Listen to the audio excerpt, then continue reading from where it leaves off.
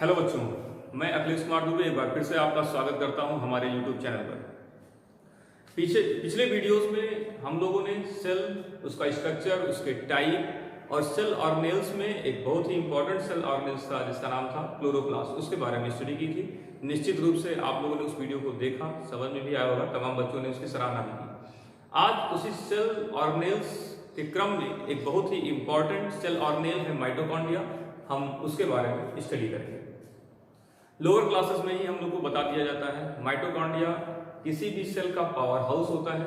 हमारे शरीर में जितनी भी एक्टिविटी होती हैं उन एक्टिविटीज को करने के लिए हमें जो एनर्जी की जरूरत होती है वो एनर्जी माइटोकॉन्ड्रिया के अंदर स्टोरेज एनर्जी से ही हमको मिलती है। तो आइए समझते हैं कि क्या होता है माइटोकॉन्ड्रिया, किसने इसको सबसे पहले खोजा, किन किन लोगों का सहयोग रहा माइटोकॉन्ड्रिया के अनुसंधान में, उसकी संरचना के बारे में जानेंगे, क्योंकि बोर्ड एग्जाम में सबसे ज्यादा जो पूछा जाने वाला प्रश्न है वो स्ट्रक्चर ऑफ माइटोकॉन्ड्रिया ही होता है। और साथ ही साथ पढ़ेंगे कि माइटोकॉन्ड्रिया का काम क्या होता है। तो आपके सामने एक डायग्राम पहले से ही दिखा दिया गया है, लेकिन उससे पहले हम माइटोकॉन्ड्रिया की हिस्ट्री के बारे में कुछ पॉइंट्स, इंपॉर्टेंट पॉइंट्स को ध्यान देंगे। सबसे पहला क्वेश्चन, वन लाइनर क्वेश्चन जो कंपटीशन एग्जाम में पूछा जाता है कि माइटोकॉन्ड्रिया की खोज किसने की। तो माइटोकॉन्ड्रिया की खोज के बारे में बताया गया है कि एक वैज्ञानिक थे कोलिकर, इन्होंने सबसे पहले इंसेक्ट्स के जो फ्लाइंग मसल्स होती हैं, जो उनके पंख होते हैं, पंखों के अंदर जो मसल्स पाई जाती हैं, उन मसल्स के ऊपर वो अपना रिसर्च कर रहे थे। तो उन्हें दिखाई पड़ा कि उनकी मसल्स की जो सेल हैं उस सेल्स में बहुत ही छोटे छोटे रॉड के शेप में स्ट्रक्चर्स दिखाई पड़ रहे हैं। उसकी जब स्टडी की गई तो देखा गया कि वो माइटोकॉन्ड्रिया है।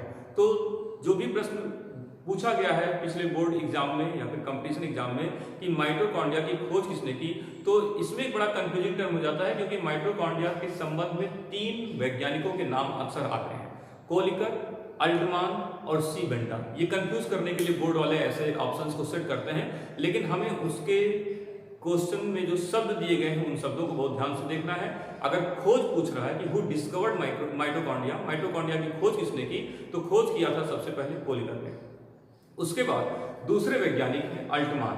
हुआ क्या, जब इसकी खोज हो गई तो सबसे पहले, अभी जैसे मैंने बताया कि यहाँ मसल्स सेल्स के अंदर इसको खोजा गया था, तो अल्टमान ने रिसर्च करके देखा कि किसी भी जीव के शरीर में जितनी भी कोशिकाएं होती हैं उन कोशिकाओं के अंदर माइटोकॉन्ड्रिया उपस्थित होता है।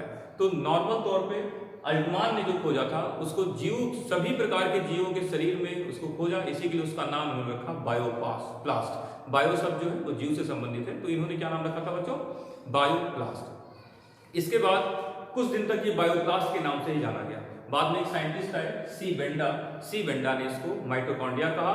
और एक नाम और होता है कॉन्ड्रियोसोम, जो भी अक्सर एग्जाम में पूछ लिया जाता है। तो ये हो गया आपके माइटोकॉन्ड्रिया का पूरा इतिहास। अब आइए देखते हैं इसका अल्ट्रा स्ट्रक्चर कि माइटोकॉन्ड्रिया का शेप साइज कैसा होता है।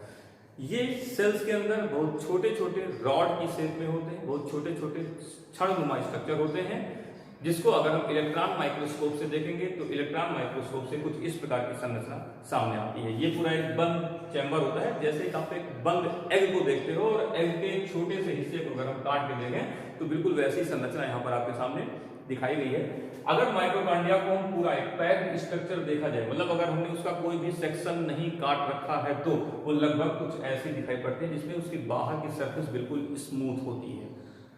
एक्चुअली में जब माइटोकॉन्ड्रिया का इंटरनल स्ट्रक्चर देखा गया तो इंटरनल स्ट्रक्चर को देखने से पता चला कि ये 2 मेम्ब्रेन से मिलकर बनी होती है। इससे पहले हमने क्लोरोप्लास्ट में भी देखा था कि ये जितने भी सेल ऑर्गेनेल्स हैं वो मेम्ब्रेन बाउंड ऑर्गेनेल्स होते हैं। तो माइटोकॉन्ड्रिया भी डबल यूनिट मेम्ब्रेन की मिलकर बनी होती है।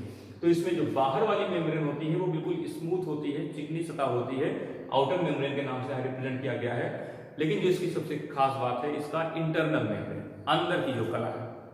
इंटरनल मेम्ब्रेन को अगर देखा जाए तो इसका इंटरनल मेम्ब्रेन अंदर की ओर ही फिंगर लाइक प्रोजेक्शंस को शो करता है। जैसे हमारी उंगलियां होती हैं, उंगलियां उभार लेती हैं, उसके बाद फिर अंदर की ओर ये दब जाती हैं, तो कुछ उसी प्रकार से उंगली की जैसी संरचनाएं इसमें बीच बीच में बन जाती हैं। इन संरचनाओं को यहाँ पर क्रिस्टी कहा गया। लेकिन इसके संबंध में भी कुछ एक क्वेश्चन कंपटीशन या मेडिकल एग्जाम्स में अक्सर पूछे जाते हैं। 2 नाम बच्चों यहाँ पर होते हैं, एक होता है क्रिस्टी और एक होता है ट्यूबुलाइन। अंतर क्या हो जाएगा, जो प्लांट सेल के अंदर माइटोकॉन्ड्रिया पाई जाती है उस माइटोकॉन्ड्रिया में ये जो फिंगर लाइक प्रोजेक्शन होते हैं उसको ट्यूबलाई के नाम से जाना जाता है। और एनिमल सेल के अंदर जो फिंगर लाइक प्रोजेक्शन होता है इंटरनल सेल मेम्ब्रेन का, वो क्रिस्टी के नाम से जानते हैं। ठीक है, तो इस चीज को भी अच्छे से पॉइंट आउट कर लीजिएगा कि प्लांट सेल के अंदर ट्यूबलाई और एनिमल सेल के अंदर क्रिस्टी। अब अगर इस क्रिस्टी के बने हुए भाग को छोड़कर और अंदर के स्ट्रक्चर को देखें तो इस अंदर के स्ट्रक्चर में कुछ फ्लूइड लाइक स्ट्रक्चर भरा हुआ होता है, जिसको जो प्रोटीन से निर्मित होते हैं, जिसे मैट्रिक्स कहा गया है। इस मैट्रिक्स के अंदर राइबोसोम और डीएनए भी उपस्थित होता है। इसमें एक और इंपॉर्टेंट क्वेश्चन जो बनता है वो डीएनए के बारे में है। तो माइटोकॉन्ड्रिया के अंदर पाए जाने वाले डीएनए को माइटोकॉन्ड्रियल डीएनए कहते हैं और ये लीनियर डीएनए का ही एक हिस्सा होता है। अब आइए क्रिस्टी के बारे में समझते हैं। क्रिस्टी जो होता है वो छोटे छोटे पार्टिकल्स के जैसे स्ट्रक्चर से मिलकर बने हुए होते हैं। इन पार्टिकुलर स्ट्रक्चर को F1 पार्टिकल या ऑक्सीसोम कहा गया है।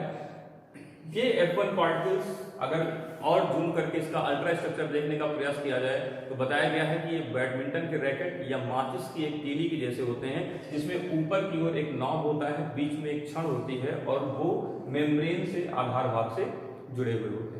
तो इस प्रकार से ये लगभग एक ओवरऑल स्ट्रक्चर था जो मेन पॉइंट इसके अंदर वो बता दिया गया है। हाँ, एक बात और जानने वाली होती है, मैट्रिक्स के अंदर डीएनए राइबोसोम्स के साथ साथ एक एटीपी सिंथेटेज एंजाइम भी पाया जाता है जो ऑक्सीजन के ऑक्सीडेशन प्रोसेस में या जो श्वसन की क्रिया होती है, कोशिकीय श्वसन की क्रिया होती है, उसमें सहायता करता है। अगला प्रश्न जो माइटोकॉन्ड्रिया से लिया जाता है वो है फंक्शन ऑफ माइटोकॉन्ड्रिया। माइटोकॉन्ड्रिया का काम क्या है? तो बताया गया है कि जब कोशिकाओं के अंदर कोशिकीय श्वसन की प्रक्रिया होती है, उस कोशिकीय श्वसन की प्रक्रिया में क्रेब्स साइकिल्स आती है। क्रेब्स साइकिल में एडीपी के रूप में ऊर्जा का निर्माण होता है। एडीपी एडिनोसिन डाइफॉस्फेट, ये ऊर्जा का निर्माण एडेनोसिन डाइफॉस्फेट के रूप में होता है। उसके बाद ये एडेनोसिन डाइफॉस्फेट, डाई का मतलब दो, फॉस्फेट का मतलब फॉस्फेट मूलक जो लगे होते हैं, इसमें फॉस्फेट के दो मूलक होते हैं, इसीलिए इसको डाइफॉस्फेट कहता है। ये एक और फॉस्फेट के साथ में जुड़कर एटीपी का निर्माण होता है, तब इसका नाम बदल भी हो जाता है बच्चों, एडेनोसिन ट्राइफॉस्फेट। क्या मतलब यहां पे निकल गया है? जो सबसे पहले ऊर्जा बनती है वो एडेनोसिन डाइफॉस्फेट मतलब एडीपी के रूप में बनती है, लेकिन जब माइटोकॉन्ड्रिया के अंदर इसको संग्रहित होना होता है उस समय ये एडीपी एटीपी के रूप में बदल जाती है और माइटोकॉन्ड्रिया में स्टोर हो जाती है। तो इस प्रकार से देखा गया, कुछ वैज्ञानिकों ने अपनी एक कल्पना का इसमें प्रयोग किया कि जिस प्रकार से ट्रांसफार्मर के अंदर या पावर हाउस के अंदर इलेक्ट्रिक एनर्जी स्टोर होती है, उसी प्रकार से हमारे सेल्स के अंदर भी माइटोकॉन्ड्रिया में एनर्जी स्टोर होती है। इसी के लिए इसको power house of the cell या कोशिका का ऊर्जा घर भी कहा गया है। जब भी हमारे शरीर के जिन अंगों में ऊर्जा की जरूरत होती है, उन अंगों में एटीपी के अंदर जो स्टोरेज एनर्जी होती है वो एनर्जी रिलीज होती है और उसी एनर्जी के सोर्स से हमारे शरीर में विभिन्न प्रकार की जैविक क्रियाएं होती हैं। तो ये था हमारा पूरा एक ओवरऑल स्ट्रक्चर माइटोकॉन्ड्रिया के बारे में। बहुत ही इंपॉर्टेंट सेल ऑर्गेनेल्स होता है जिसके बारे में हमको सीखना चाहिए और अक्सर ये एग्जाम में पूछा जाता है। अगर आपको इस विषय वस्तु से संबंधित कोई भी समस्या होगी तो हमारे चैनल में हमारे लिंक के नीचे जो कमेंट बॉक्स है उसमें कमेंट करके अपने प्रश्नों को जरूर पूछिएगा।